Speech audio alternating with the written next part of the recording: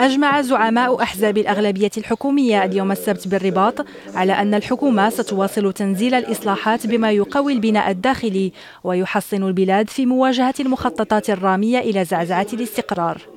وفي كلمات خلال اجتماع لفرق ومجموعة الأغلبية، شدد زعماء أحزاب الأغلبية الحكومية على أن الحكومة عازمة على تنزيل الإصلاحات الهيكلية بروح من المسؤولية وبحس وطني، وذلك عبر الحوار من خلال مقاربة تشاركية.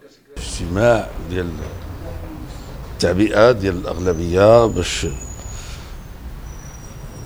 تقوم بالمهمة ديالها على أحسن الوجوه في هذه السنة التشريعية إن شاء الله الرحمن الرحيم. هذه الولاية بقت لها سنتين، لا فيما يخص تنزيل ديال القوانين اللي كتنتظر. هو لقاء يأتي مباشرة بعد الدخول البرلماني والخطاب الهام الذي ألقاه صاحب الجلالة أمام البرلمان، غرفتي البرلمان، وهي مناسبة بالنسبة لنا من أجل أن نتباحث كمكونات للأغلبية في كيفية مقاربة عدد من التحديات، على رأسها القوانين التنظيمية التي علينا أن نستمر في بسطها فيما تبقى من حياة هذه الحكومة وهذه الولاية البرلمانية. خلال هذا اللقاء دعا عبد الإله بن كيران جميع البرلمانيين المنتمين لأحزاب التحالف الحكومي إلى مواصلة العمل بالشكل الذي يمكن من إعطاء صورة تجعل المغاربة مطمئنين بأن لهم أغلبية تستحق تحمل المسؤولية،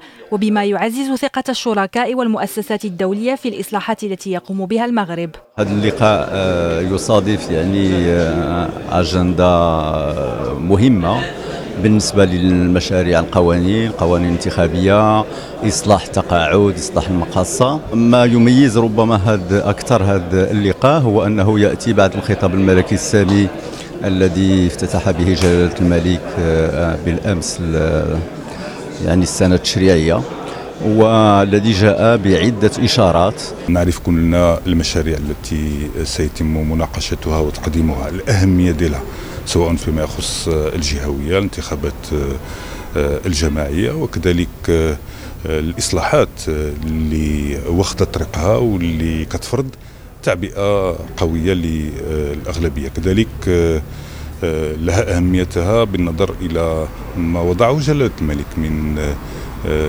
في خطابه بالأمس فيما يخص مسؤولية الأحزاب السياسية في تهيئ النخب.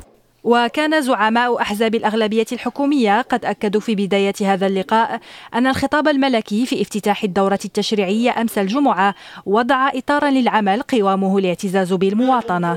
كما أجمعوا على أن الخطاب الملكي جاء قويا بمضمونه وبرسائله العديدة، سواء من خلال دعوة جلالته لاستكمال البناء المؤسساتي أو مواصلة الأوراش التشريعية المرتبطة بتنزيل الدستور أو تلك المتعلقة بالانتخابات وإصلاح التعليم.